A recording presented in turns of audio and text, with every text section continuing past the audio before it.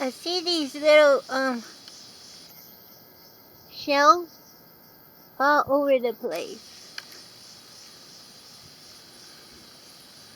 They're all the way up the tree.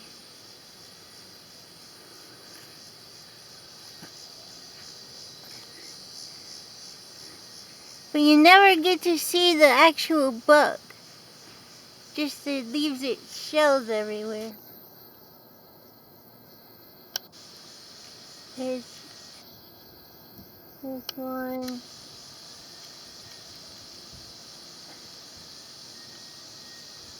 There's a couple of them. Anyway, they're always leaving their shells laying around. I never know where the bug goes. It's kind of creepy. But good news. I found a real one. They're all the way up there. Holy crap.